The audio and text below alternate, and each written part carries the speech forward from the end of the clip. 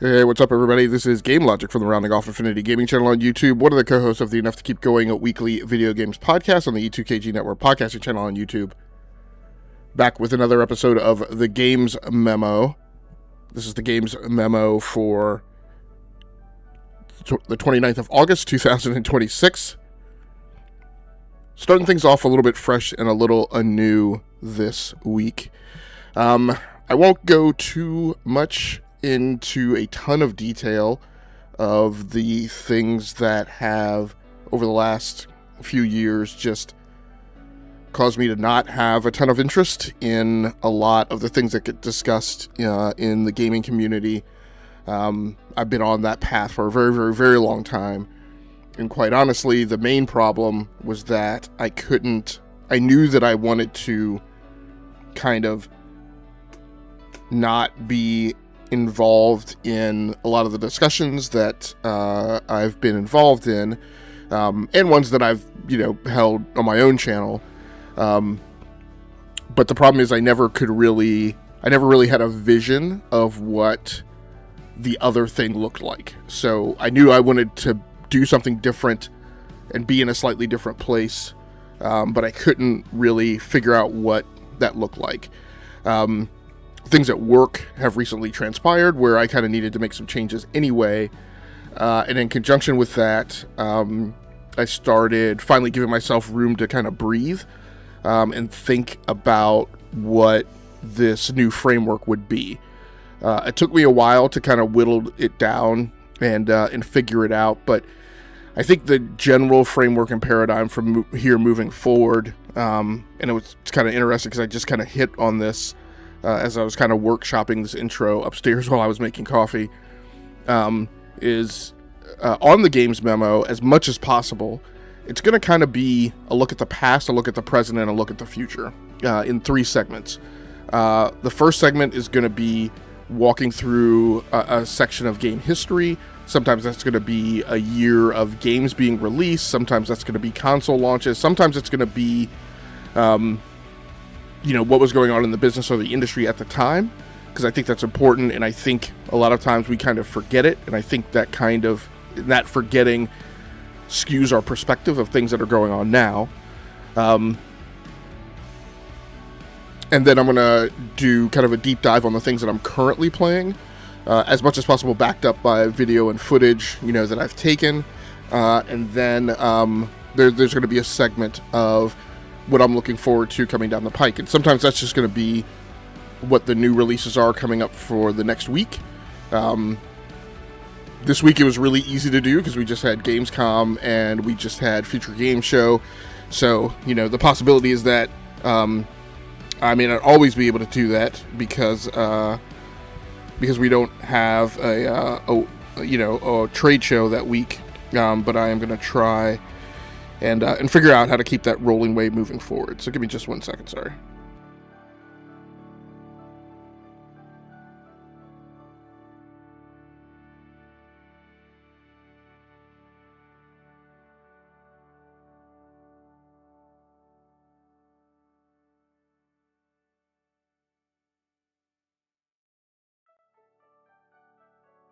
Sorry, my ball cap got unsnapped in the back there. So I realize that may not be as interesting to a lot of people. I knew very well before I left Twitter that a lot of my followership and people who listened to what I had to say, a lot of them were listening to it because it was things that kind of detracted from Xbox and the things that they would purport in their descriptions of the business and the industry, which I just objectively found to be untrue, or just to have significant differences with the way they framed it. But I also used to tell people, I knew that the day would come that, the vein would be similar from Sony, that I would strongly disagree objectively with things that they said. And I didn't want people to, become disillusioned because they felt, I had been, anti-Xbox, and then there would be a day when I would be anti-PlayStation. But I tried to inform people that this was, a matter of objectivity.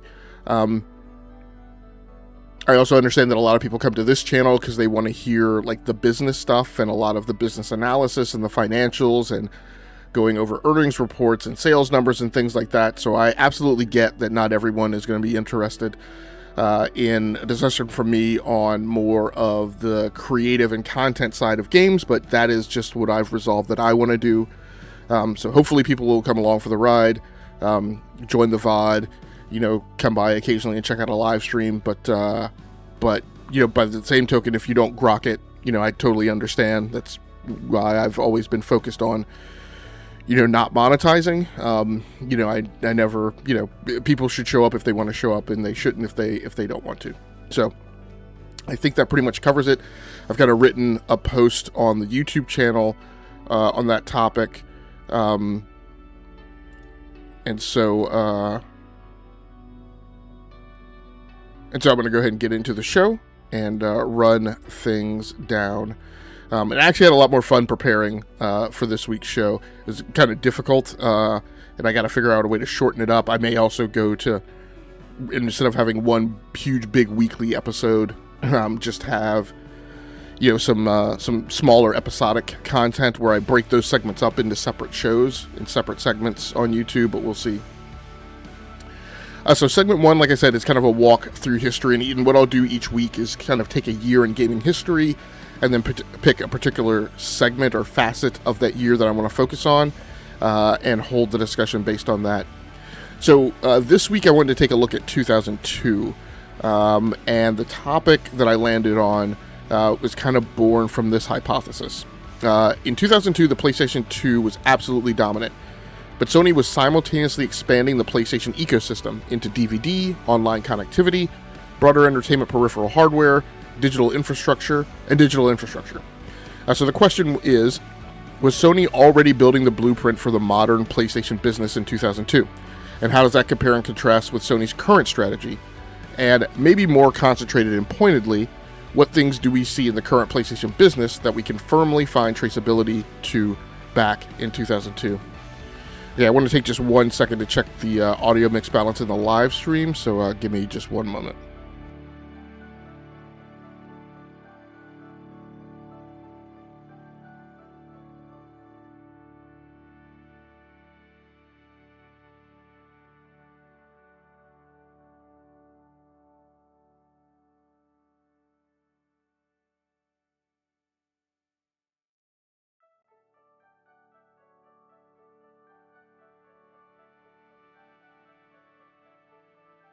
So thanks, Rachie. I see you in the chat saying that audio is good. I appreciate you. You don't think... I felt like listening to the playback a couple minutes ago, it sounded like the music was just a tad too loud. But we will...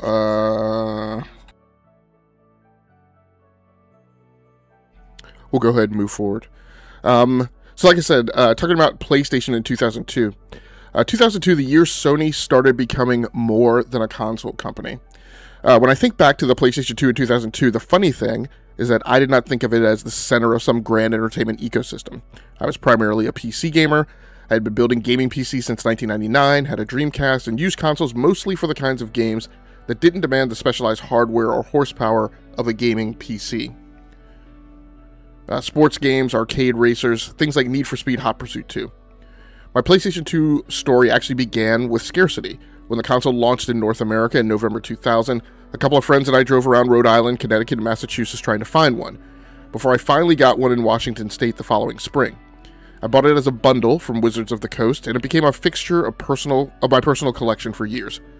The DVD player was useful, particularly when I traveled with the console, but I already owned a high-end standalone DVD player. For me, the PS2 was a game machine first.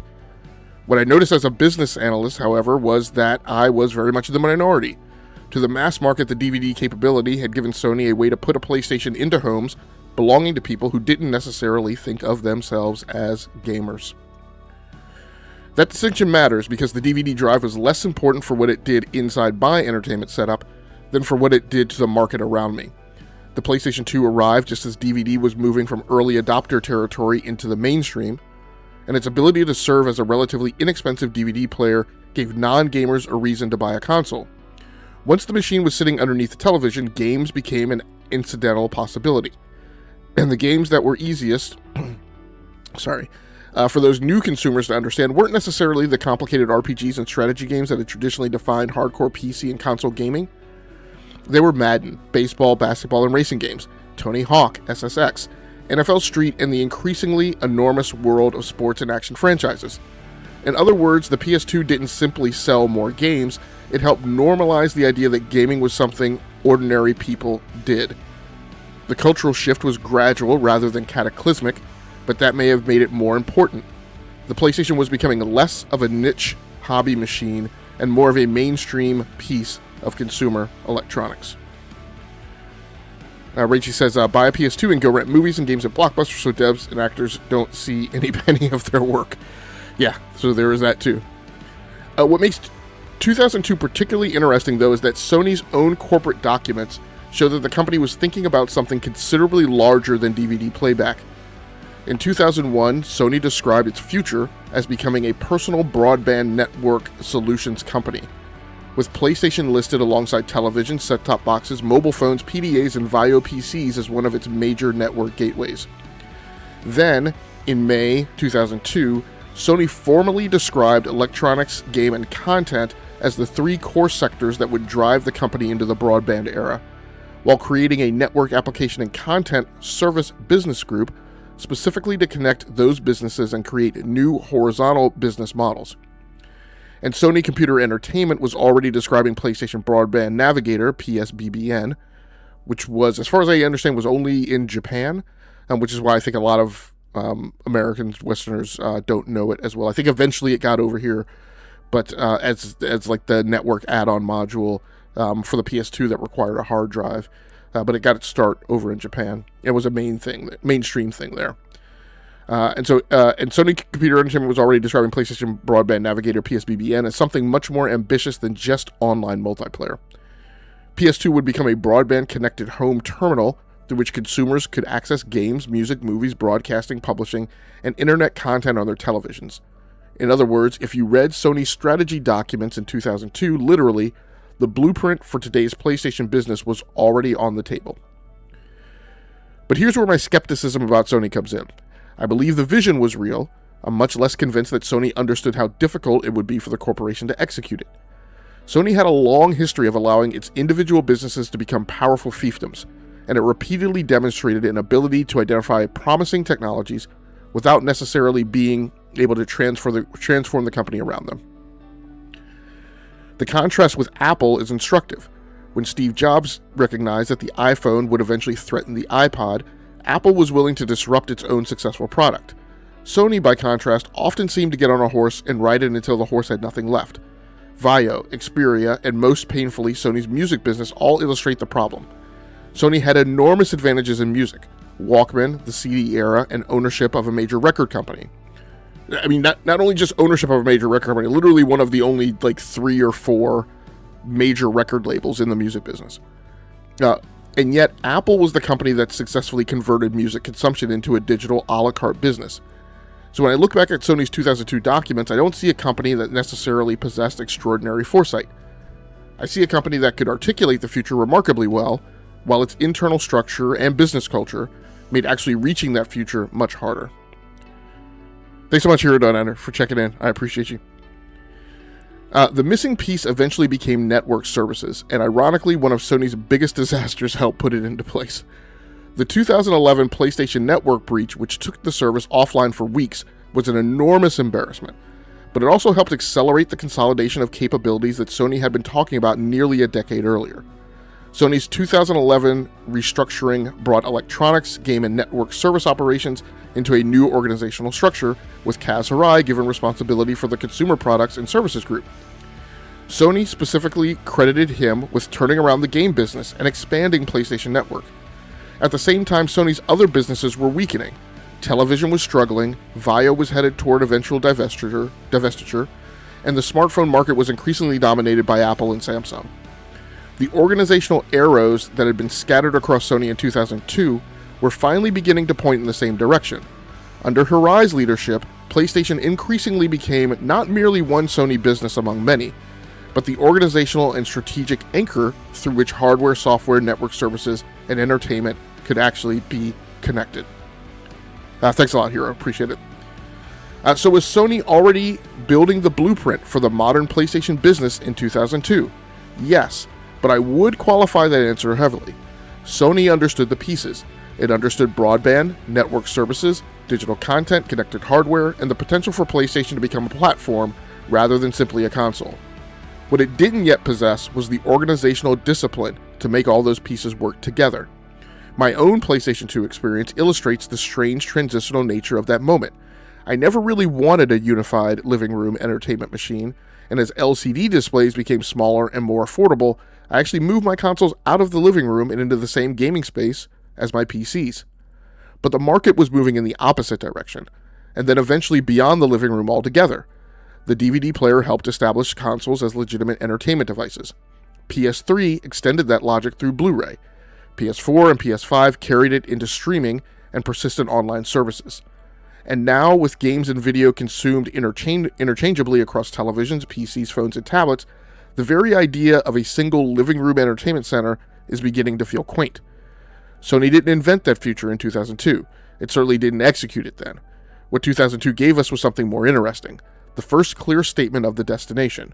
But it took Sony almost another full decade to build an organization capable of actually getting there. Rachel mentions, in Canada, Quebec, a business called Videotron was so good Blockbuster never could get a foothold in Quebec. Now Videotron doesn't rent movies, but does streaming mobile internet. They're still alive. Hero Donor says, there's still not a good enough integration in Sony with all their tech. And Rachel says the PS3 Multimedia Center is amazing.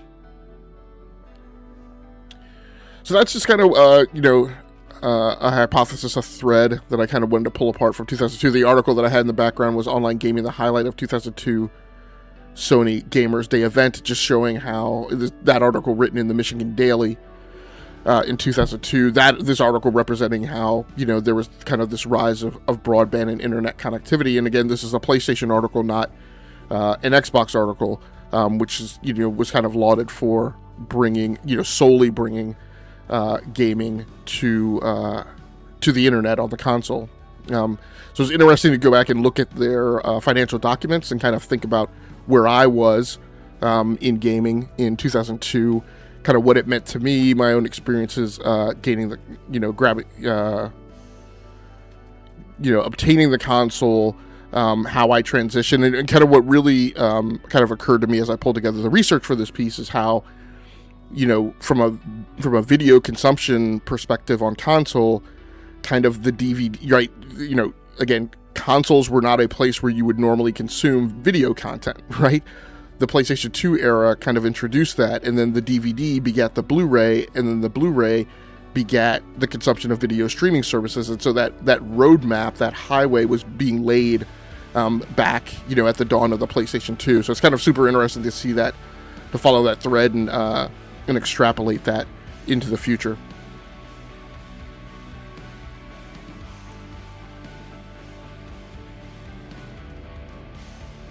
Okay, we're going to head over to talking about the present now and what I've been playing recently. I should apologize also for being a little late getting the stream started.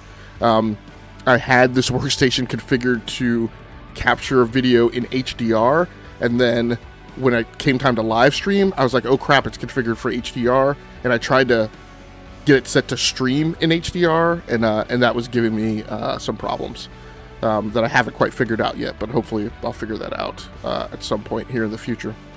So we're going to start with talking about my gameplay experience so far in Assassin's Creed Black Flag Resynced. Just give me a moment to grab some coffee.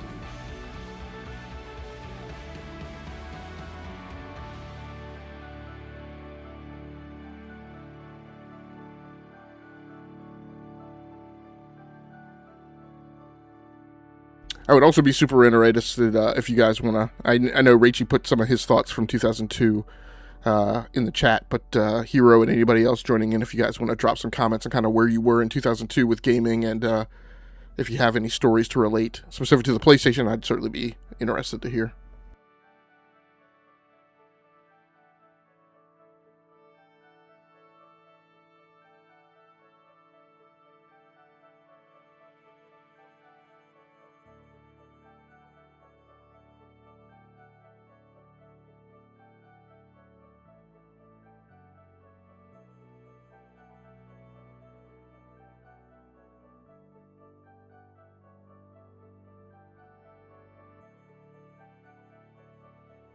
So Raichi mentions he loves Black Flag, but he's not playing it until they bring back muskets and the bayonet charge.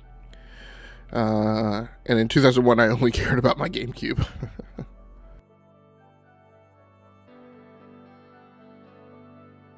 Okay, so let's talk a little bit about what my feelings are on Assassin's Creed so far.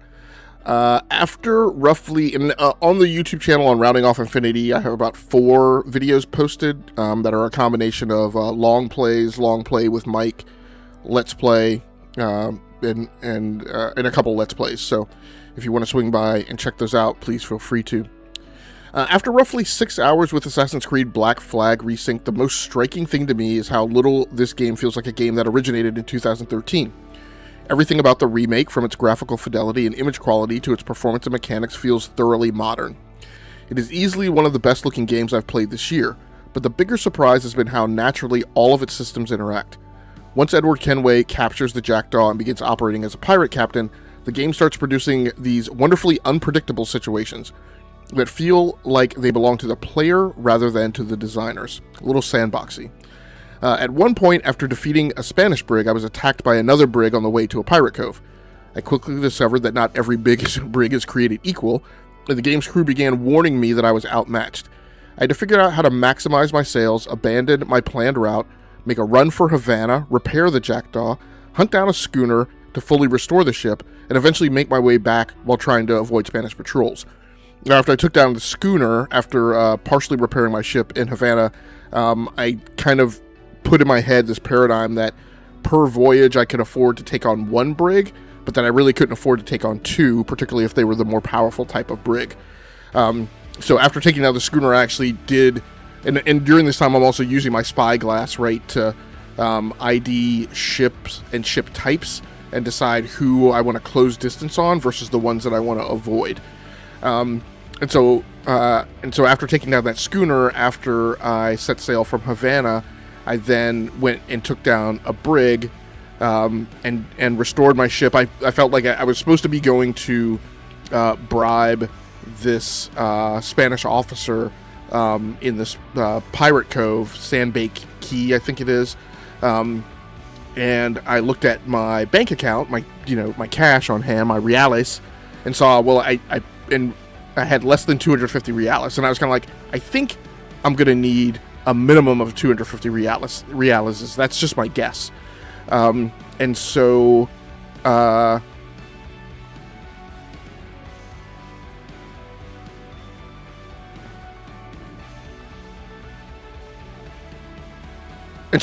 I said, I took that brig down, got the extra money, and then I was like, okay, I need to not engage with any other brigs. I just need to get to Sandbar Key. So after that, it was a bunch of like hide and seek, cat and mouse, avoiding other Spanish patrols on the way there.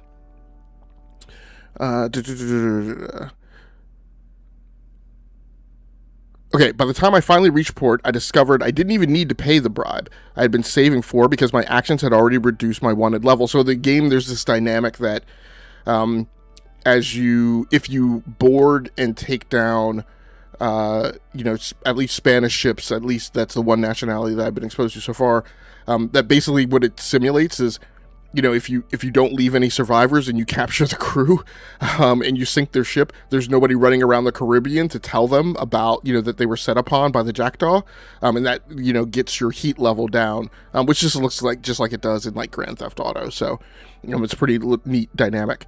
But like I said, by the time I finally reached port, I discovered I didn't even have to pay the bribe I had been saving for because my actions had already reduced my wanted level. That entire sequence felt like Black Flag Resynced gave me a situation and letting me solve it rather than putting me on a predetermined track. So I feel like there's a huge amount of kind of player provenance given to you in kind of this sandboxy way that allows things to unfold, as if you're not on guardrails, you're not on railroad tracks, like being driven down a highway to a specific destination. Rachie mentions, my first real 3D game ever was Rayman 2 on PC. And Hero says, in 2002, I was on my way to own a PS2. I was all about Ubisoft and Konami games. I aspired to own everything Sony, but could only afford the PlayStation. Hey, Bespoke, thanks so much for showing up.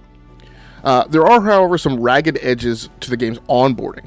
I'm probably not the ideal person to judge how accessible those systems are because I have spent considerable time as a mariner, studied maritime history, spent time in the Caribbean, and played a lot of nautical strategy and pirate games over the last, I would say, 30 years. Those experiences give me a substantial reference framework for figuring out what the game wants me to do, even when it doesn't explicitly explain it.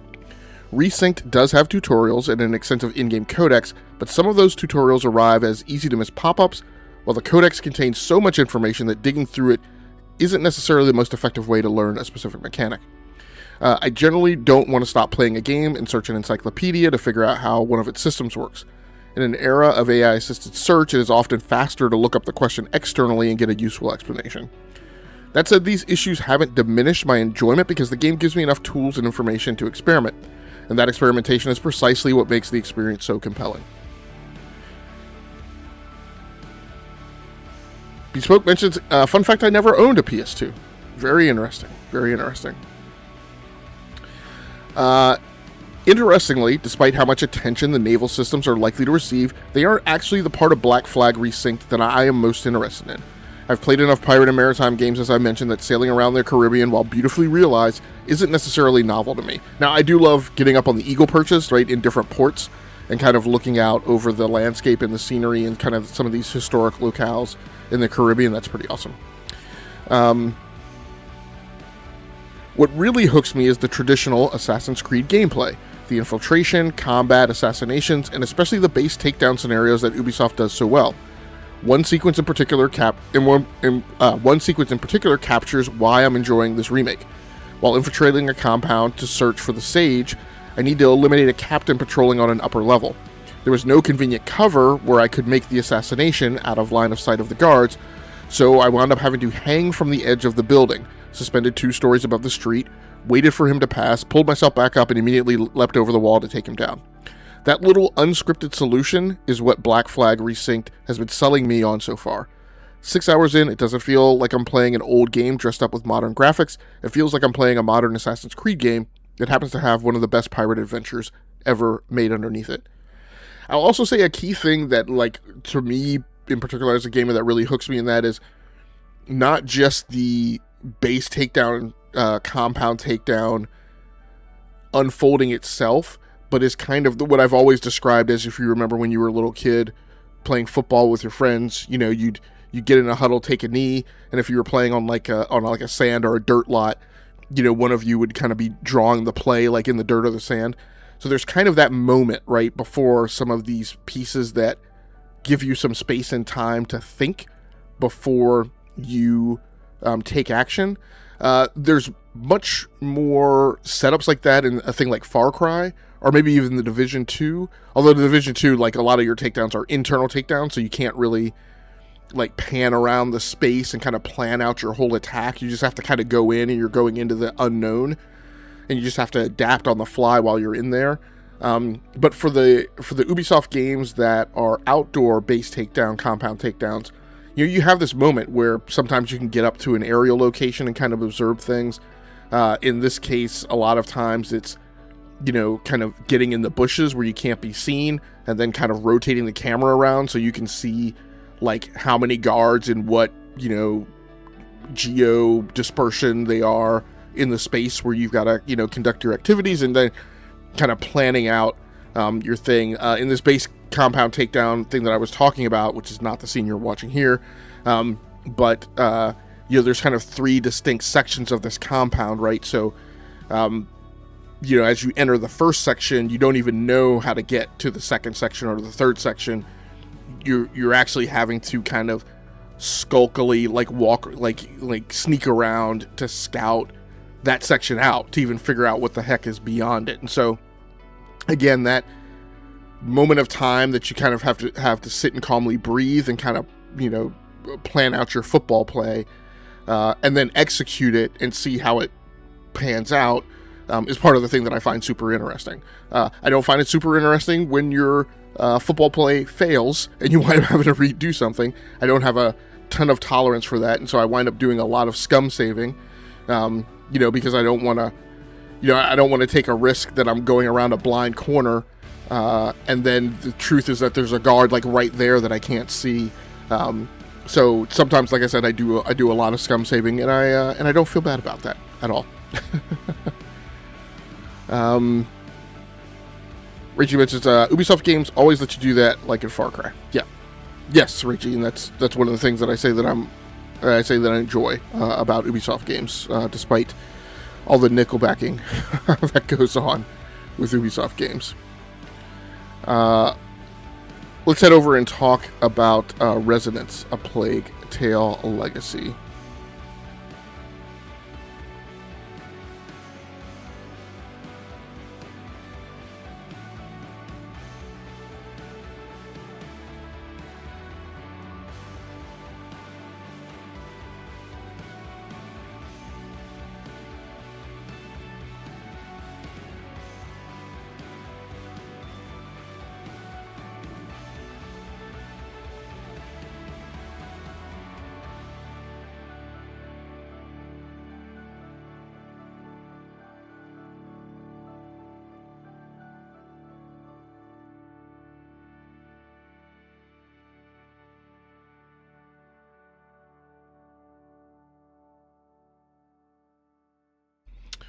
So Richie says, I'm just at chapter 3 and I'm not liking it. It doesn't feel like a Plague Tale at all. Yeah, that's a big thing. And actually, yeah, that's a good point. I actually, so in a way of the weird, thank you for reminding me, Richie.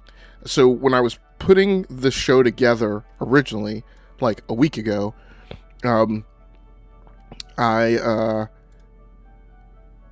actually at the time, I wasn't looking at the release calendar, so I didn't realize or think that I would be playing the game, a week, or, several days before, a few days before I was putting the show together. So actually let me talk through the preview, because I thought, I had already written this, and I decided I was going to leave the show as I had it structured and do the preview discussion, and then loop back to talk about my initial impressions.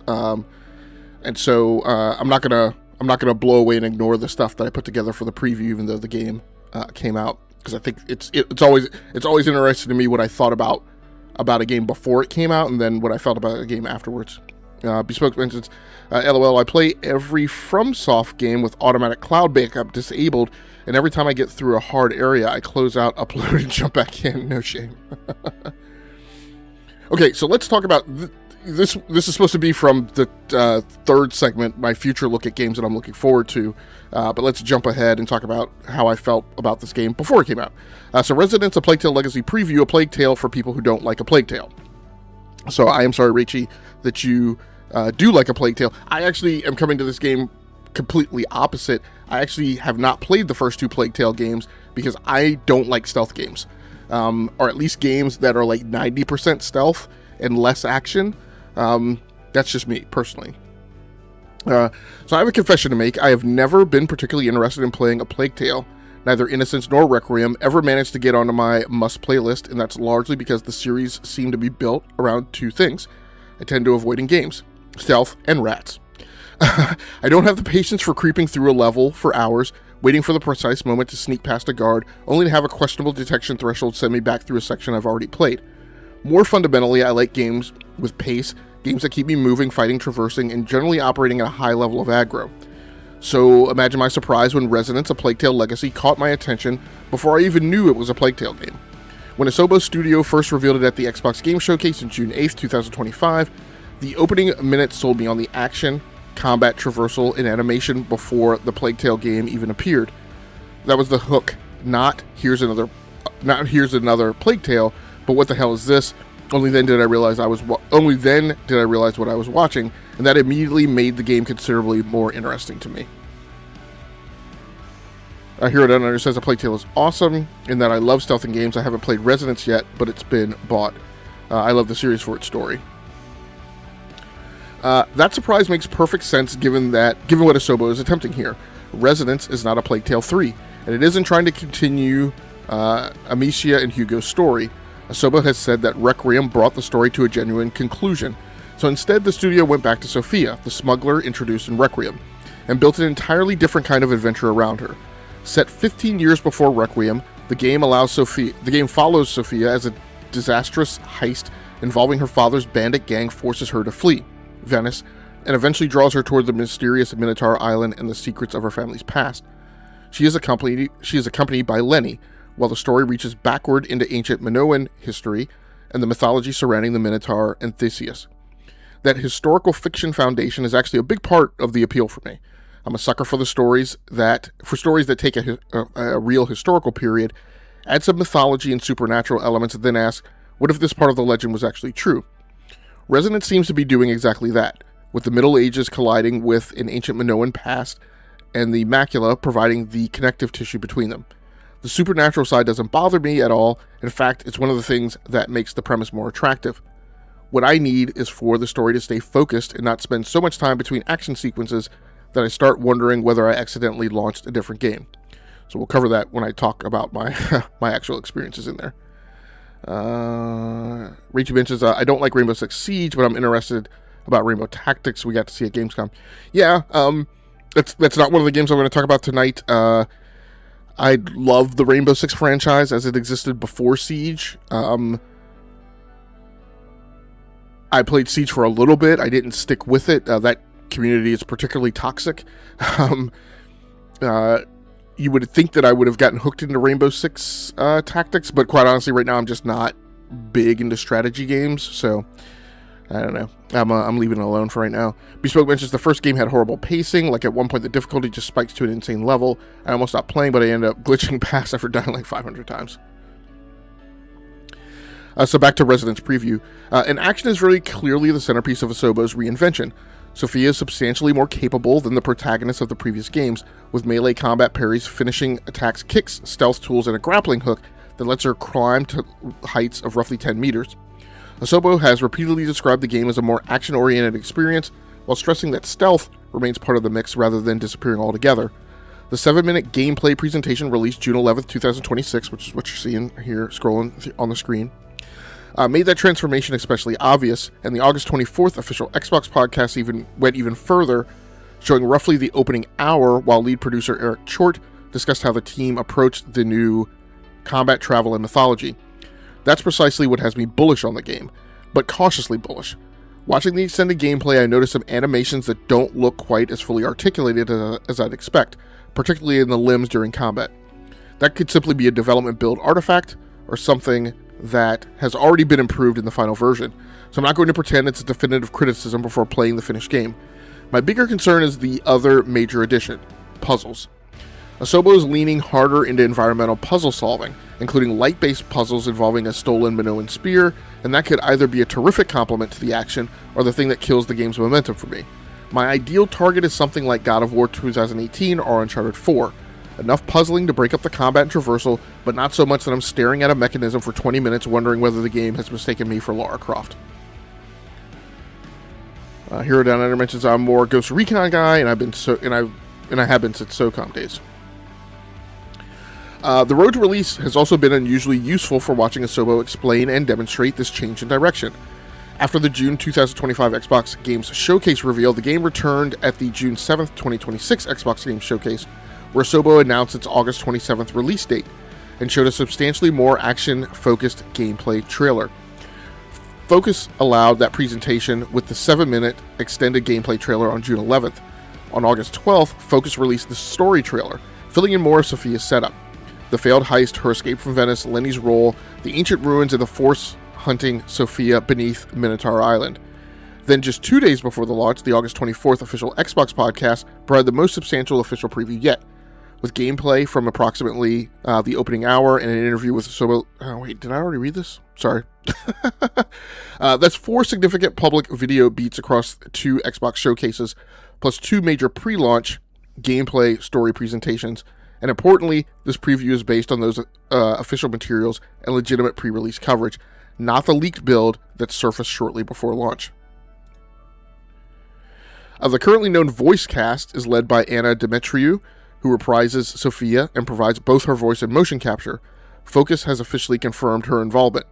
Public cast databases additionally list Lisa Delamar as Lenny and Chipo Chung as Irene, although those latter credits are not yet something I'd elevate to the same level of official confirmation. So 3 days before release, I'm in a strange position. Resonance: A Plague Tale Legacy may be the first Plague Tale game I've actually wanted to play. Asobo has taken the parts of the franchise that previously kept me away, stealth-heavy pacing, and an apparent infestation of rats, and dramatically reoriented the experience around combat, traversal, mythology, and exploration.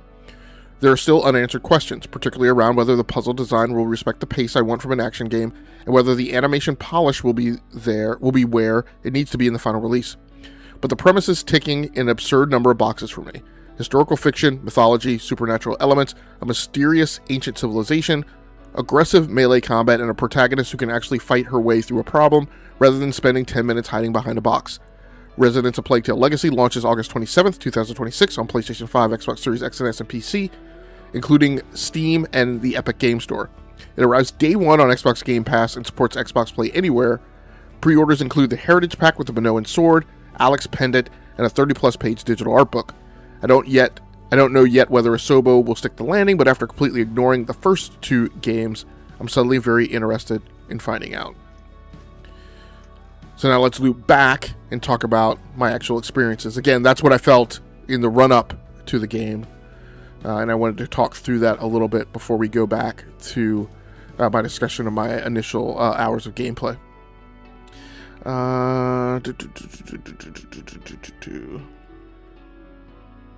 Reggie says they call Gear of War loading screen puzzles.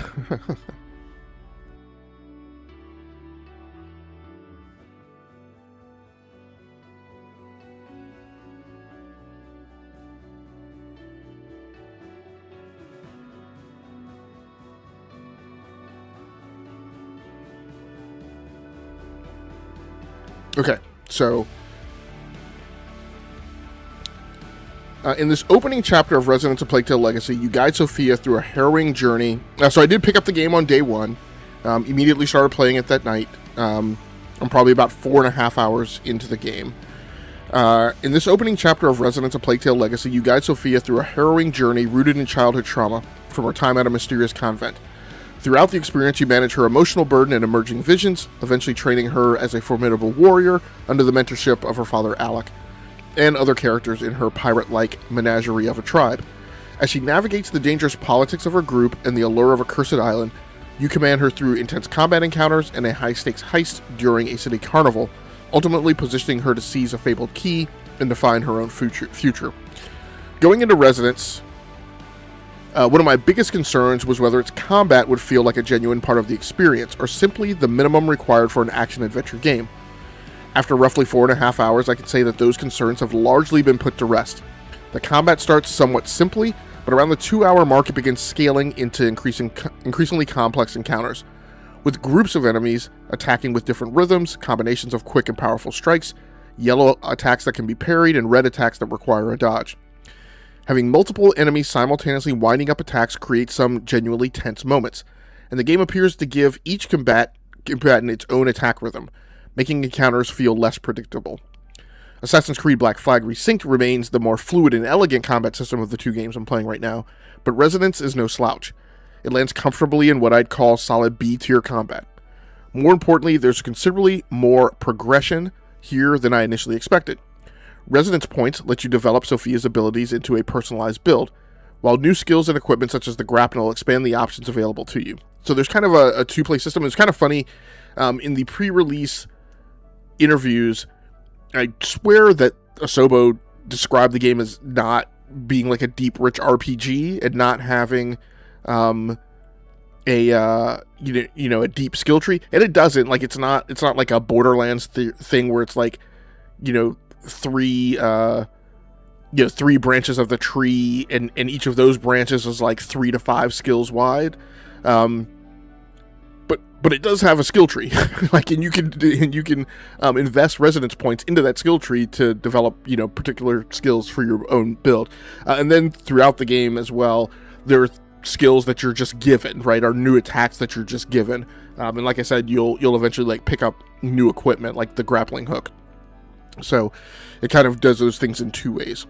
But when I say in the lead up to the launch, you were kind of given the impression that you were just going to find things and just gain new abilities without picking. So I thought that was interesting. That mechanical foundation combines surprisingly well with the game's narrative, betrayal, times when your sidekick Lenny is exposed to danger, and the strong bonds that the pirate-like group Sophia belongs to give the combat emotional context, while some genuinely strong voice performances and good writing provide enough investment to keep pushing forward. I wouldn't necessarily recommend Resonance to someone who only plays like Game of the Year caliber blockbusters, the front page of Metacritic, etc., but fans of the earlier Plague Tale games or players who enjoyed Hellblade, Senua games, atmospheric storytelling but wanted more combat, may find a lot to like here.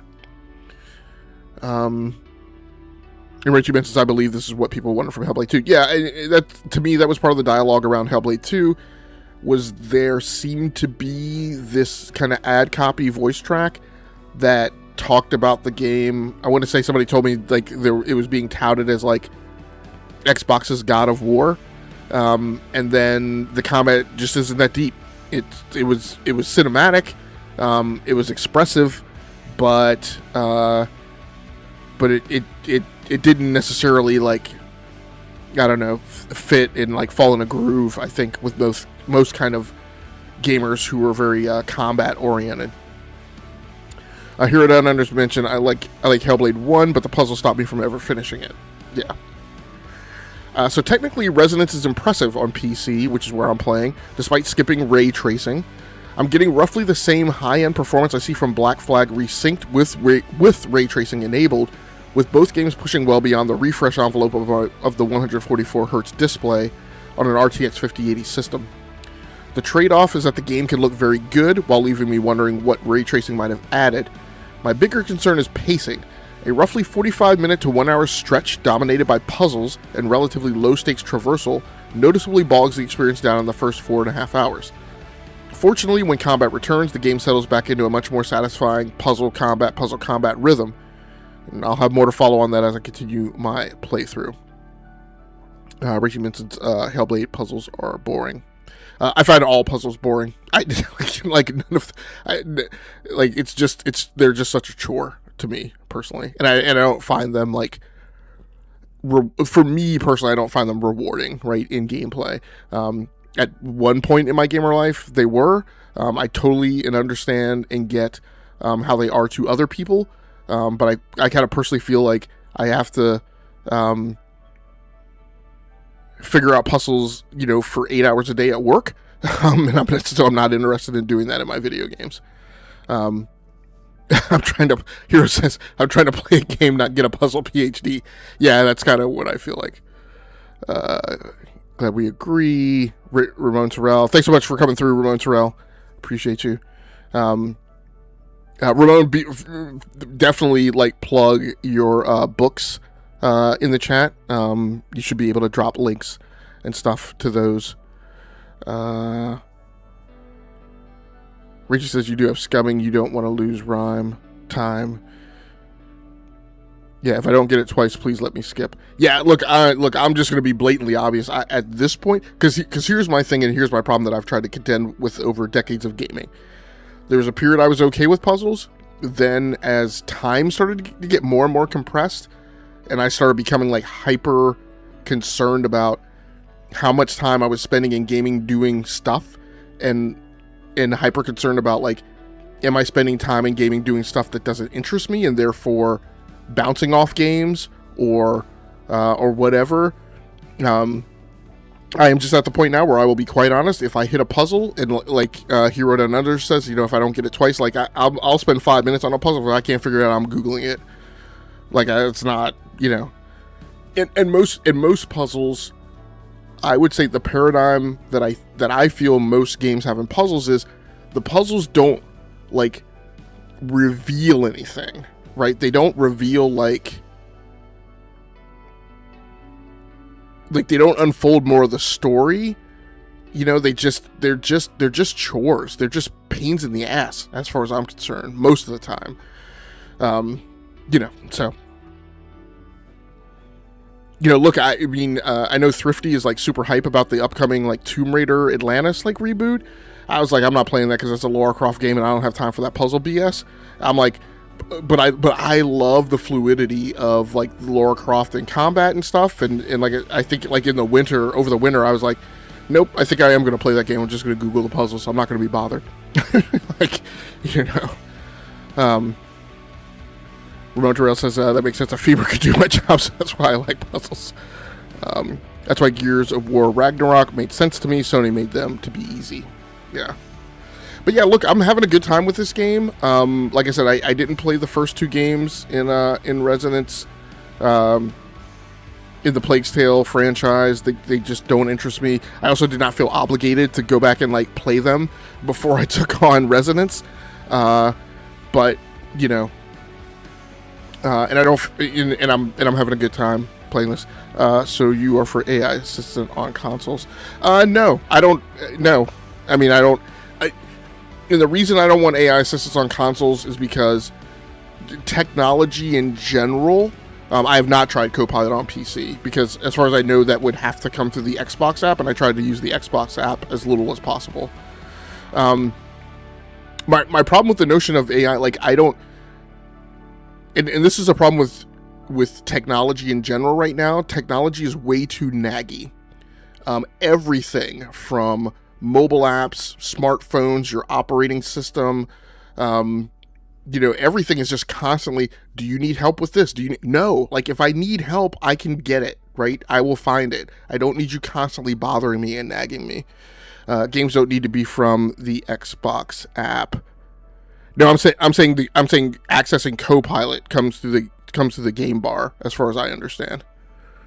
Ramon Terrell says, love the Plague games, going to probably pick Resonance up tomorrow. Armode along with the Phantom Blade. I mean, regardless, wherever it comes from, I don't need AI on consoles. I don't need AI, and I damn sure don't need to access or light off Copilot.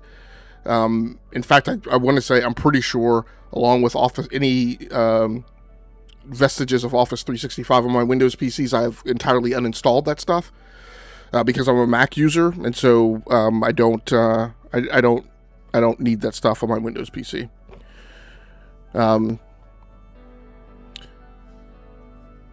No, Rachel, I don't watch YouTube videos. I don't know what you're talking about. I said I Google it, so I just get it popped up in text. So, and again, that's not AI. That's a human being. That's like going and accessing an IGN guide. So, okay, so let's move on to talk about to go to another preview section. I think I've covered the games that I've been playing right now, again, mainly Assassin's Creed and Resonance, A Plague Tale Legacy. I keep making that problem too, calling it A Plague's Tale, because that's what's in my head for some reason. All right, let me get a drink of coffee and we'll go on to the next kind of preview segment.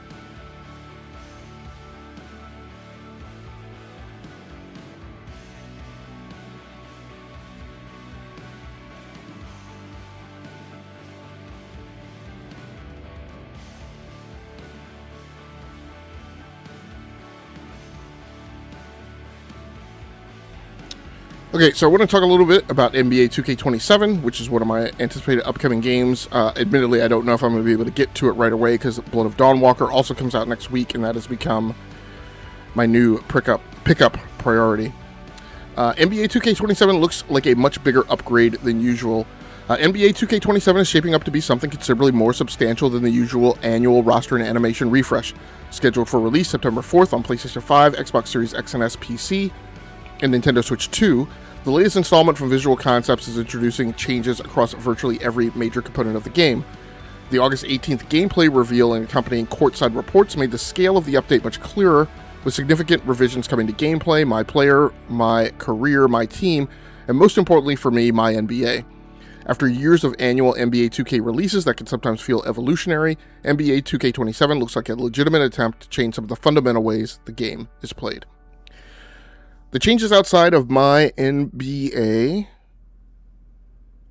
are substantial as well. My career adds 5 historical areas from Magic versus Bird through the Steph area, while the new running mate system introduces the first ever co-op My Career, allowing another player to control a custom teammate throughout the career. On the court, 2K27 brings a dynamic layup engine, new step-through finishes, expanded dribbling, redesigned hands-up defense, a new collision system, and an overhauled shot contest system. My player also expands from 40 to 53 badges with badge tokens and a new badge synergy system, changing how players develop their builds. Those features alone would make for a fairly substantial annual update, but for me, the real story is what Visual Concepts is doing with my NBA. That's really, at the end of the day, the only thing that I care about. That is the only mode of NBA that I play. It's just the franchise/dynasty mode. My NBA is my favorite mode in NBA 2K, and honestly the only mode I really play, because I don't approach sports games simply as simulations of the mechanics of a sport. I like the gameplay, but what keeps me coming back to franchise modes is the opportunity to create my own story. I'm imagining a coaching career unfolding over the course of a dynasty, rebuilding seasons, unexpected playoff runs, disappointing first-round exits, and eventually a few championships scattered through the years. I'm not interested in winning every season. I want the experience to feel like a believable professional sports career, complete with the drama, setbacks, and unexpected turns that make real sports compelling. That makes 2K's decision to get back to basics with my NBA especially encouraging. Visual Concepts says it has implemented more than 20 community-requested changes, and the additions touch nearly every part of the franchise experience. Free agency is being rebuilt around a moratorium period where you can make early pitches to star free agents and make binding promises involving roster moves, loyalty, and teammates. Contract negotiations incorporate performance incentives and modern CBA restrictions, collective bargaining agreement restrictions. 4-team trades can involve up to 9 assets per team, cash considerations can be included in deals, and veteran players can be bought out and added through a dedicated buyout market. Eurostash contracts are returning after an under-the-hood rewrite, while 10-day contracts are being added to both the NBA and WNBA. Eurodown mentions, I can't wait for 2K soccer game. Yeah, that'll be interesting when it debuts.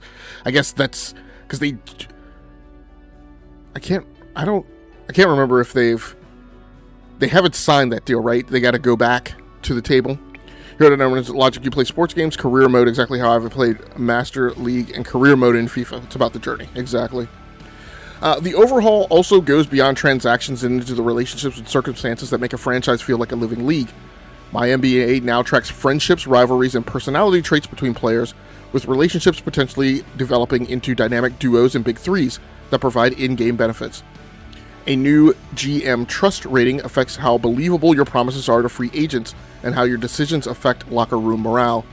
The league itself is more customizable too, with expanded rule changes, historic draft playlists, and 75 additional historical courts. The NBA Cup is incorporated into player and staff histories, the modern All-Star format is supported, and new playoff series formats and other historical rule changes can reshape how a league evolves. For me, all of that is appealing, because these systems are the raw material for the stories I want a franchise mode to produce.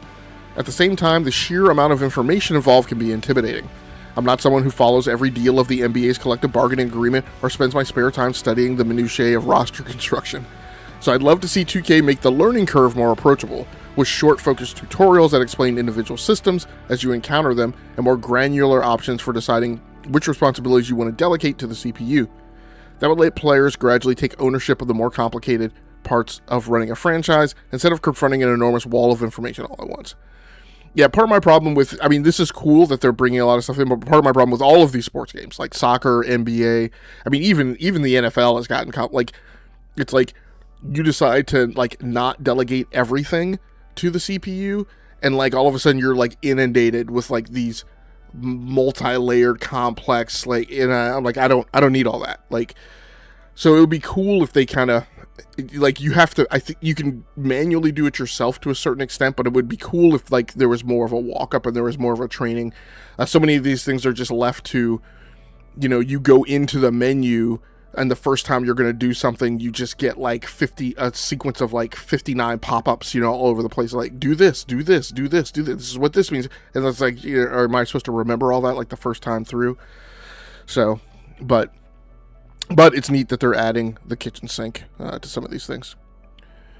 A small axe 2K can take down a big tree. Yeah, that's part of their mission statement. Both studios are based in Vancouver. Yes, yeah, I saw that the 2K soccer studio is based in the same locale, and that's part of the reason that they have a lot of veterans from FIFA in that studio now. And then there is My NBA Legacy, which may be My NBA Legacy, which may be the most intriguing addition of all. It takes the existing My NBA sandbox and combines front office management with player-locked RPG built to run for as many as 100 years. You can select a player and develop that career through XP, attribute upgrades, badges, and performance points, while a generational system allows certain abilities and bonuses to be passed down to future players. It's an unusual extension of the franchise concept, and one that gives My NBA another way to tell a story. That's ultimately what I'm looking for from the mode, not simply a mechanism for producing championships, but a sandbox capable of producing the kinds of sports stories that you couldn't have scripted in advance. And while I could imagine 2K going even further someday, giving us richer media coverage, more insight into how ownership and the coaching staff perceive a struggling season, or even deeper coaching rivalries and relationships, those are future possibilities and not requirements for me for this year's game. For now, NBA 2K27 already appears to be making a meaningful investment in the foundation of franchise mode. For someone who spends almost all of his NBA 2K time in My NBA, that's enough to make this year's game feel like something considerably more interesting than just another roster update. And of course, NBA 2K27 is out next week, September 3rd. I know some people are playing Advanced Access now. Rachel says soon all video games will be date simulators. Right. So here's the stuff that I'm really kind of excited to talk about tonight. Let's talk about Gamescom opening night live and future game show. And so in this segment, I'm not going to run down everything. I picked I wouldn't say top. Maybe for opening night live, these are my top 3 games. And then for future game show, I've just picked 3 games like at random.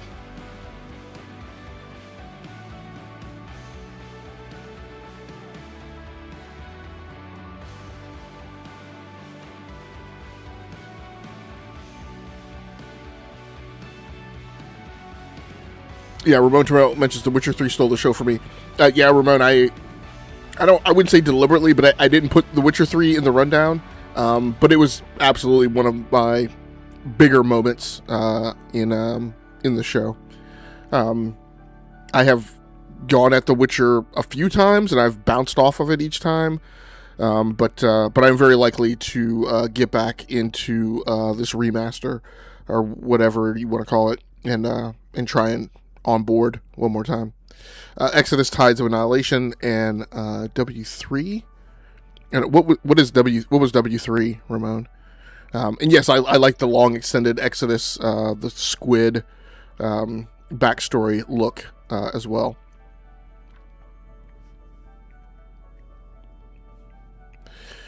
Okay, so let's start with the Gamescom. Witcher 3. Okay, let's start with the Gamescom rundown.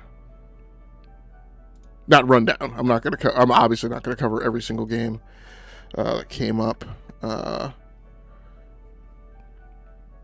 we're going to talk about Game 1. No Law.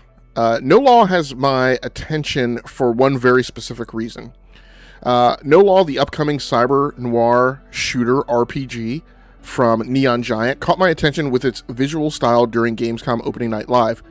But the expanded developer interview at future game show is what really sold me on the project.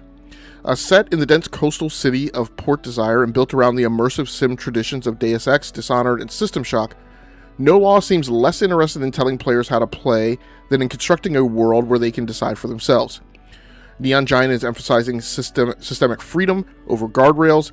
Missions can be approached through stealth, hacking, gadgets, traversal, or conventional combat, while dynamic weather, day-night cycles, and permanently consequential NPC deaths can alter the experience in ways that aren't simply cosmetic. That philosophy resonates strongly with me because I prefer playing games as a single run, making decisions along the way and accepting whatever consequences follow, rather than constantly reloading to find the right outcome. Baldur's Gate 3 demonstrated that appeal for me when I killed Asterion early in my playthrough without knowing how important he was to many other players' experiences. I didn't consider that a mistake. It was simply my version of the game. No Law appears to be pursuing that same sense of ownership, but through the systemic design of an immersive sim. The developers provide the scenario, the tools in the world, and then largely get out of the player's way. I don't yet know whether Neon Giant can sustain that level of consequence and freedom across an entire RPG, but that's precisely what has me watching No Law. I'm much more interested in a game that might let me make the wrong decision and live with it than one that quietly protects me from the consequences of my own choices. In all of these games I have wishlisted on Steam. The first thing I want to look up while I'm wrapping up this section is the extended interview. Yeah, the deep, because they also did a deep dive. And so this was one of the interesting things that framed my experience of watching Gamescom and Future Game Show as well. There was a lot of well, first of all, let me walk back. The notion of how I landed with these shows. A lot of you guys have kind of seen me on Brap's channel or been around me for a while. One of my big shticks is I don't rate shows. The whole notion of the show was an A or a B or a C or a fail or whatever. I've aged past that where that was a thing for me. I don't care. I look at each of these shows and I'd say, how many games did I see that caught my interest? That turned out to be 17 games in Gamescom opening night live, and then 16 games in the Future Game Show.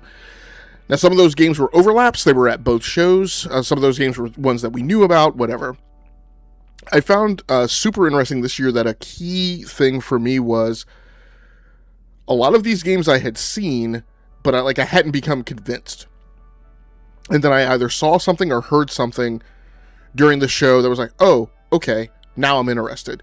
And in some of those cases, we're going to talk about a couple of them tonight. Also, I would also say there were games that I saw at opening night live that I was like, okay, whatever. And they didn't make my list. But then when I saw them at Future Game Show, or when I saw a deeper dive, there's definitely a difference in mentality that I have with some gamers who are like, I don't like hearing the developers talk, and they don't need to tell me about, just show me the game. And I'm like, I get that, I understand it. For me personally, I like hearing the developers talk. I like hearing what their design intent is behind the game. I like hearing them convey their mission, their vision. I like hearing them convey what their game is. I would say the one knock I had for opening night live in particular is there's tons of people, and so thank goodness for some of them that they did show up at Future Game Show, because a lot of the reasons a game wouldn't make my list was because I couldn't tell what the game was about. It's they did the trailer and I'm I don't know what the hell that game is. So I'm it looked good, right? Or or maybe an action sequence, but I don't know what it's about. So and this is one of them. No Law was not on my list for Gamescom, but when I saw this interview, right, it convinced me and pulled me over.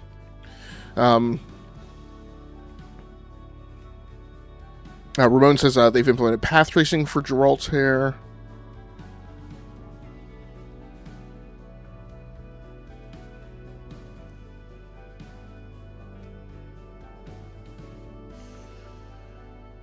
Hero Dennis says, I mostly adopt the approach of not rating TV shows, but sometimes I fall into the wrong.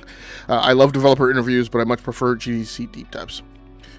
Yeah, I mean, GDC deep dives tend to be not game specific, but tend to be topical, right, on a technology or a dynamic of consumerism or an industry dynamic that's going on, and so I appreciate those as well.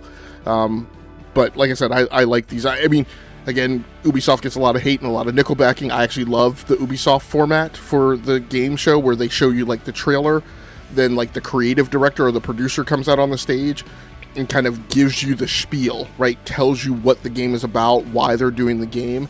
And then as they're kind of narrating that, then it takes you through like a deep dive, an extended deep dive gameplay of the game. So I don't know. Those are things I like in the game shows. I also, so like I said, the other thing is I've wishlisted all those games, these games that I'm going to talk about tonight. I also, as a curiosity, kind of looked at what their wishlist ranking was on the Steam wishlist. Amazingly, No Law, and I actually got to check this because some of these I find surprising. Supposedly, No Law is at a wishlist rank of 55 on Steam right now, which I found amazing because I'm like, I don't know how many people. I think more PC gamers watch the Future Game Show, absolutely. But I also feel like, again, like, I don't know that you knew or understood a lot about No Law from opening night live, so you would have had to watch the Future Game Show, in my opinion, to kind of push you to a point where you would be willing to wishlist it or would want to wishlist it on Steam. So I'm amazed that there are that many people who traversed that experience for Gamescom to push the game up to a ranking of 55. So that's pretty amazing. The second game that I want to talk about is I don't want to do that. Is going back to, in a lot of ways, to the early 2000s. You'll see what I'm talking about when we hit this here. The Defiant is putting a forgotten World War II battlefield on the first-person shooter map. The Defiant, the upcoming single-player first-person shooter from Hangzhou-based Hutanes, has my attention for reasons that go considerably beyond its apparent Call of Duty ambitions. The game takes place during China's war of resistance against Japan, a theater of World War II that has been remarkably underrepresented in major Western shooters, and follows resistance fighters across multiple regions and forms of warfare, from the snowy forests of northeast China to occupied Shanghai and the Tanghang Mountains. Hutanes was founded in 2023 by Kong Yuhang, and I know that I am probably pronouncing these names incorrectly, by Kong Yuhang, who serves as founder, co-founder, head of development, and game director. And the roughly 70-person studio was created in part because Kong, himself a longtime first-person shooter fan, wondered why there were so few World War II games depicting the Chinese front. That historical focus is a huge part of the appeal for me. I'm a sucker for period pieces, historical fiction, and particularly historical accuracy as well, and I've spent a fair amount of time reading about wartime China and the Chinese revolutions that followed World War II. The Gamescom footage also caught me with something more visceral, the sweeping, powerful musical score and the way it conveys the desperation of the period. But I'm especially intrigued by the opportunity to experience a part of the war that many Western players simply haven't encountered through games. The developer says the team is reconstructing weapons, environments, and events with considerable historical research, including period-accurate Chinese firearms, while the gameplay combines firefights with stealth and espionage. The Gamescom demo reportedly emphasized a surprisingly challenging combat experience, and the latest trailer further showcased stealth, sabotage, and brutal combat. For me, though, the most interesting thing is the historical perspective. The Defiant isn't simply swapping one set of World War II uniforms for another, it is representing a conflict in which Japan was the aggressor and Chinese forces were fighting against occupation, offering a perspective that is largely absent from the Western gaming canon. Hutanes is partnering with Singapore-based For Divinity, the publishing arm of GCL Global Holdings, for worldwide marketing and distribution, and the game is coming to PC, PlayStation 5, and Xbox Series X and S. The current release window is 2027, although no specific date has been announced. Now, I believe the story behind this is this game was, I think, playable on the show floor, I think. I think that's where we're hearing the reports that the demo reportedly emphasizes surprisingly challenging combat experience. I don't believe this trailer was by any means all gameplay. I think this is fairly scripted, but this game definitely has my interest. And of course, a big era of gaming that I loved was kind of the Medal of Honor era, the rise of Call of Duty, like back in the day, in terms of like what those games were originally, not the big multiplayer, palooza. So yeah, this will be interesting. The wishlist ranking on this is 209, which is not in and of itself super surprising. But when we talk about how that compares against some of the other games, I do find it surprising. But we will talk through that as we proceed forward. Here's the last one, and quite honestly, I think this may have been my game of the show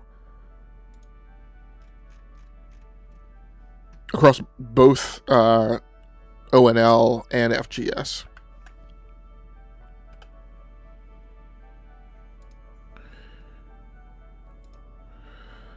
1001 Threads of Mizan is interesting because it marries familiar mechanics with an unfamiliar mythology. 1001 Threads of Mizan caught my attention at Gamescom less because of its flying carpets or even its Arabian setting than because of the fluid, elegant combat and graceful traversal on display, coupled with the realization that this is a cooperative action-adventure built for 1 to 3 players.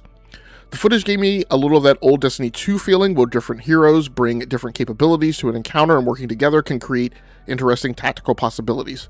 So this is up to 3-player co-op, right? So again, it kind of harkens back to that feeling of the old Destiny 2 fire team.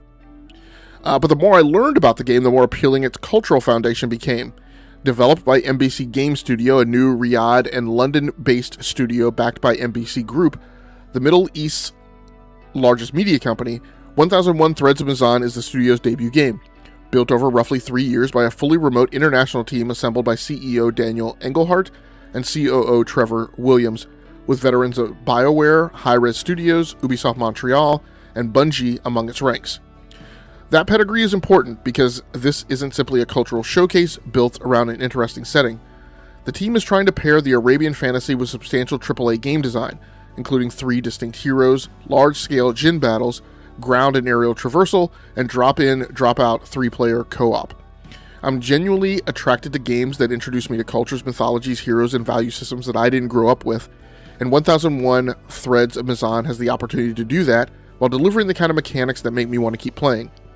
The Gamescom pre-alpha demo reportedly let players experience the co-op combat and flying carpet traversal firsthand, and the game is coming to PS5, Xbox Series X and S, Nintendo Switch 2, and PC.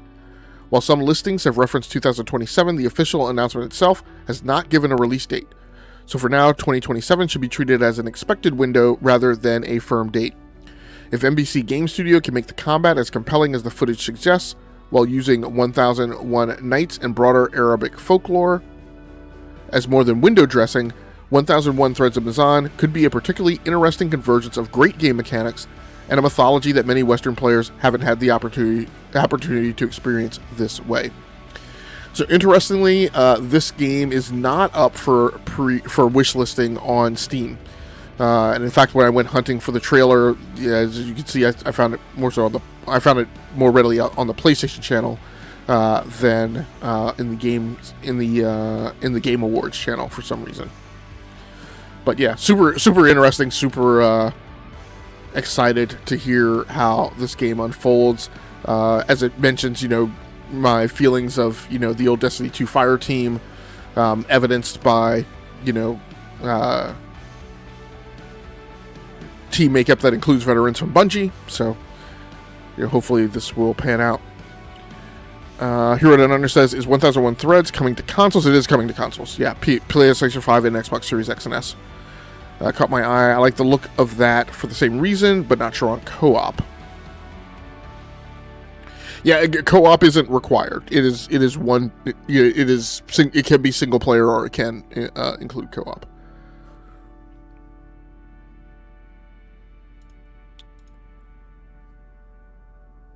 So let me grab a little more coffee before we go and talk about the 3 games that I want to talk about from the Future Game Show.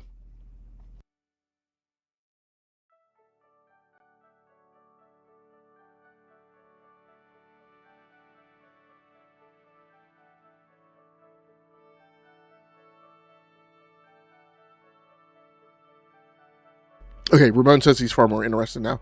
Yeah, Ramon, this is absolutely a game I could see playing with you and one other person and Innate. Particularly if that's a big question for me will be crossplay. right? Is this game going to have crossplay, and are you going to be able to partner with people across different platforms? Will be a key part of the story, right, to come out.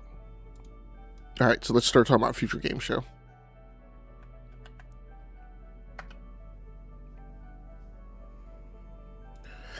So this didn't really present too much new information, but I do want to cover it.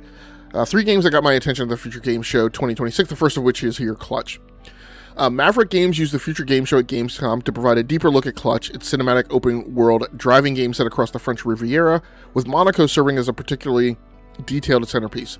Every real road is represented, and individual buildings have been created as bespoke assets rather than relying on repeated prefabricated structures.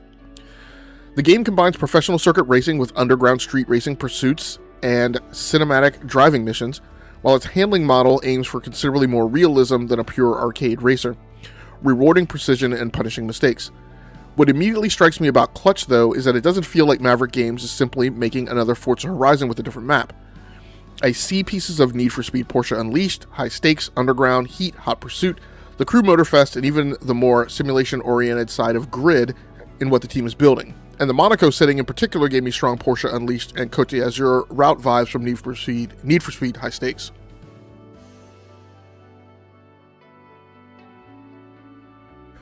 That mixture is especially interesting at a time when the racing game landscape has lost some of its variety, with Need for Speed effectively dormant, Codemasters no longer producing annual Formula 1 games, and the WRC license moving through multiple developers, while the most recent Test Drive Unlimited, TDU, failed to establish the comeback many hoped for. Clutch is also making a significant gamble by putting narrative at the center of the experience, bringing back something that was once much more common in racing games. The idea that the races are part of a larger character-driven story, complete with emotional beats and cinematic presentation. That makes Maverick's pedigree particularly important, because studio founder and creative director Mike Brown previously worked on Forza Horizon at Playground Games, but also contributed to Drive Club, a game I consider mechanically one of the strongest racing titles ever made despite the disastrous business model surrounding it. Brown's decision to leave an established AAA franchise and build a new studio around another racing game initially struck me as questionable, particularly given how difficult it is for newly formed studios to secure the enormous funding required for AAA development and then survive long enough to ship a game. But everything I've seen and heard from Brown and his team has changed my mind. The passion feels genuine, and Clutch looks like an attempt to push the open-world racing formula somewhere Playground's increasingly iterative Forza Horizon structure wasn't allowing him to go. In a racing market that desperately needs somebody to take a few risks, that's enough to make me genuinely believe in the premise. Clutch is scheduled for spring 2027 on PlayStation 5, Xbox Series X and S, and PC. Now, interestingly enough, the Steam wishlist ranking for this is 421, which, I would say, okay, like, that that doesn't hurt my brain. But then when I go, oh, wait a second, No Law is 55, The Deviant is 209. Kind of surprising to me in comparison then that Clutch is 421.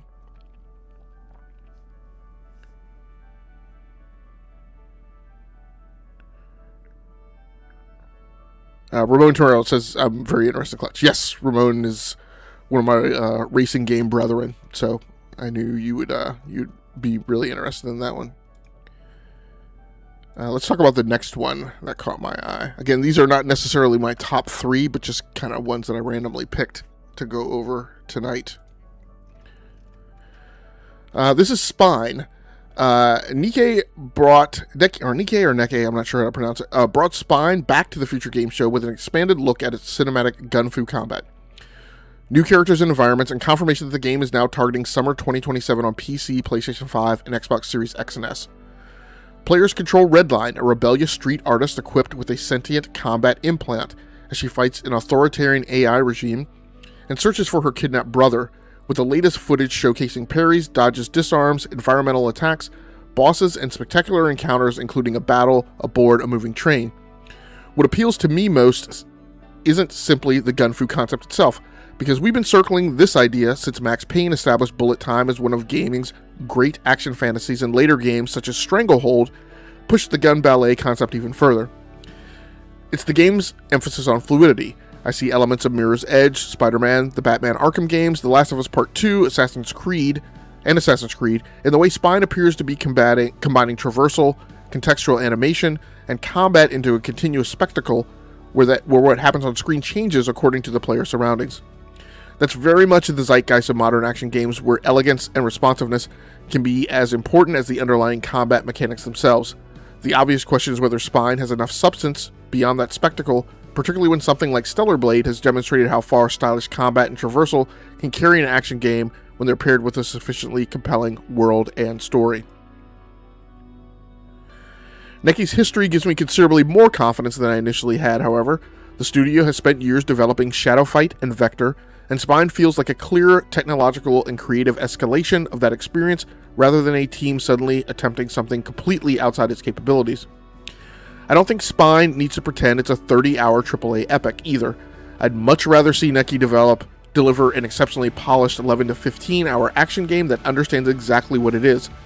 The critical test will be whether all that animation, gunplay, and traversal actually feels as good as it looks when you're holding a controller, including responsive controls, consistent frame pacing, and the kind of buttery smooth performance that lets the combat flow without even a hit of jank. If Necky can nail that mechanical foundation, I think the game's relatively focused scope could actually be an advantage rather than a limitation. I also wishlisted this one. It has a Steam wishlist ranking of 149. Hero Down Under says, Spine has been a tease for way too long. Forza Horizon 1 had higher quality cutscenes compared to Forza Horizon 6.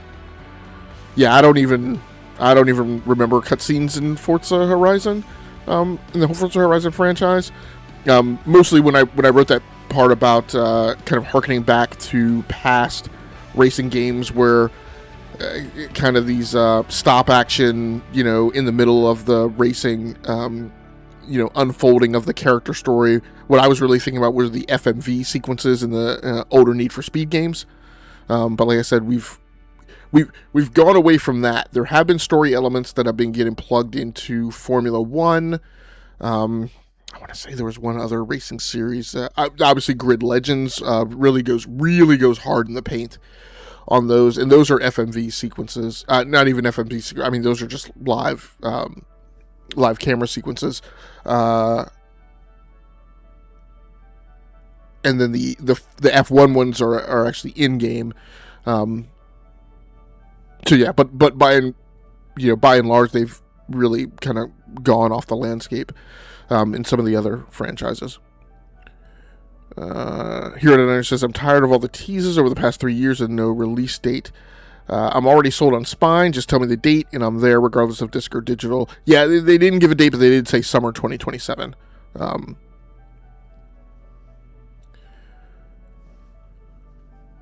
Okay, let's move on to the last one, and this is an example of a game that we've known about for a long time. I haven't been interested or really convinced, but the developer interview kind of pulled me over the edge.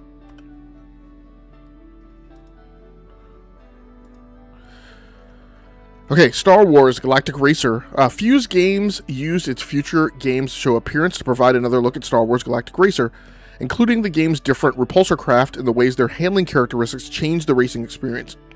Ahead of its October 6, 2026 launch on PlayStation 5, Xbox Series X and X, and PC. The presentation highlighted multiple vehicle classes, including the Land Speeder, Speeder Bike, Skim Speeder, and Pod Racers, with each built around a different combination of stability, agility, momentum, and acceleration, while different models within those classes should give players room to develop more personalized builds. I'm less concerned about the basic variety of the vehicles than I am about how Fuse uses that variety within the game's run-based structure, because that's where I think Galactic Racer could either become genuinely interesting or reveal itself as a collection of disconnected ideas. The Star Wars license is already doing a lot of heavy lifting here. We've repeatedly seen strong licenses attract audiences, even when the underlying game isn't exceptional, and I expect Galactic Racer to benefit both from the Star Wars name and from nostalgia for Star Wars Episode 1 Racer, particularly among people who grew up playing it. Now, I mentioned at the opening of the show that I do want, I want to do a segment revisiting, gaming industry history. And this is one of the reasons, because I swear in my mind that that old game was called Star Wars Episode 1 Pod Racer, and I had to look it up to confirm it. It is actually called Star Wars Episode 1 Racer. So we do need to go back and revisit stuff from time to time. I don't think the 4 vehicle classes are inherently a problem. In fact, I think they could make the run-based concept work extremely well if Fuse gets the variance right. I don't want to see every 8-racer grid, and I don't know that it's an 8-racer grid, I just do that as a hand wave. I don't want to see every 8-racer grid neatly divided into 2 vehicles from each class, because that would immediately make the system feel algorithmically manufactured. I'd rather see genuinely randomized fields where sometimes one class dominates the grid, sometimes half the field comes from another class, and occasionally you get lucky and discover that your biggest nemesis isn't even represented in a particular race, right? Nemesis in terms of like the class of craft that gives your particular chosen craft like the biggest problem. That kind of controlled randomness could make every run feel meaningfully different and create the sort of situations where a player realizes they've just gotten the perfect roll of the dice for a great placement or time. The studio itself is also an interesting part of the equation. Fuse Games was founded in 2023 by veterans of Criterion, including Matt Webster, whose previous work included Need for Speed, Burnout, and Star Wars Battlefront. So this isn't a team approaching arcade racing or the Star Wars universe without relevant experience.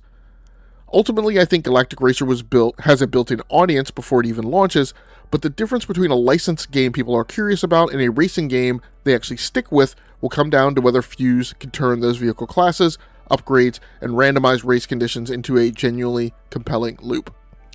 Also listed this one, it has a Steam wishlist ranking of 71. So it's pretty high up there. And again, I said a lot of these Steam wishlist rankings didn't hurt my head, but compared to each other, they are surprising because No Law is ranked 55. And I would think, No Law, relatively unknown, right? But yet we have, we have the Star Wars licensed game, that is only 71. So the Star Wars licensed game is like releasing like in a matter of weeks. So I found that surprising. So at any rate, that is everything that I wanted to go through tonight. Again, new format, focused predominantly on games. Like I said, I am going to do a history kind of research topic each week. But other than that, it's all going to be about the games that I'm playing and the games that I'm looking forward to.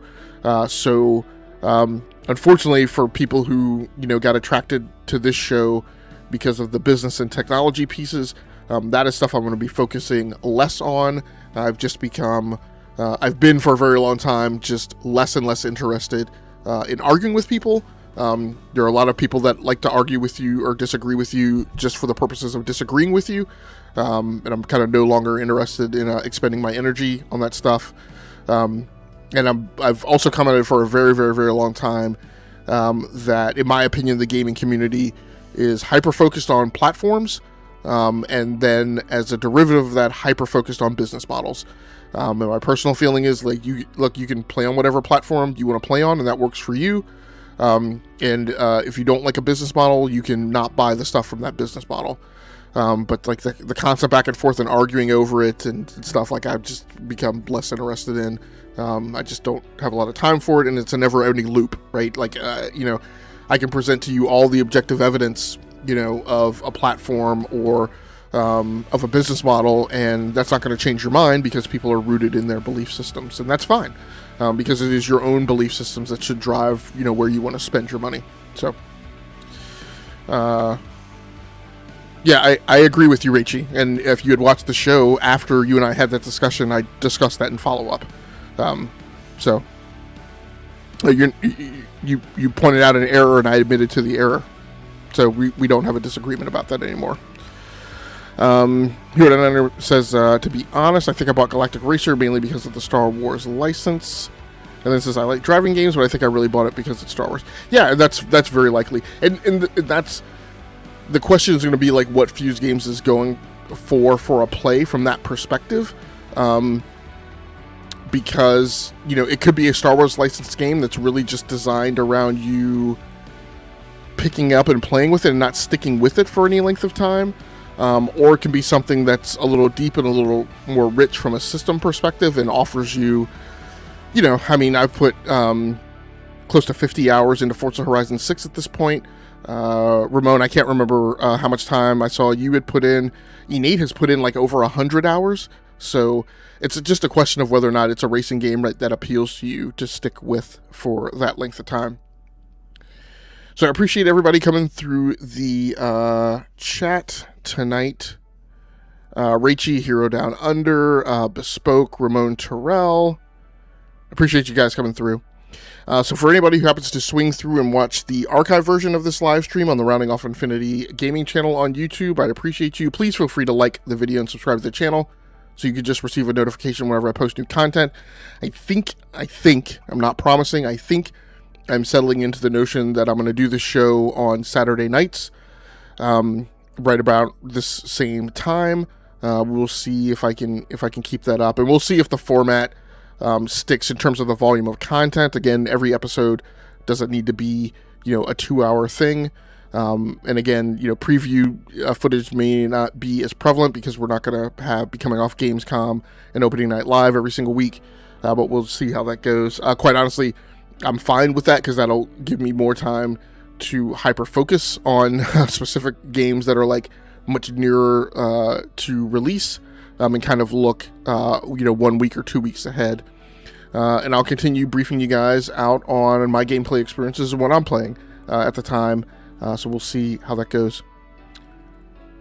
Until next time, take care of yourselves, stay safe out there, play the games that you like, come here to talk to me about the games that you love. Once again, my name has been Game Logic from the Rounding Off Infinity Gaming channel on YouTube, one of the co-hosts of the Enough to Keep Going weekly video games podcast on the E2KG Network podcasting channel on YouTube.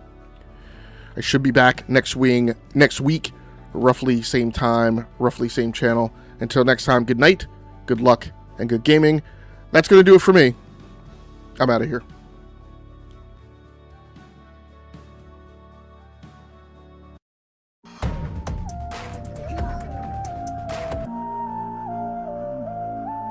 Kid is so wave.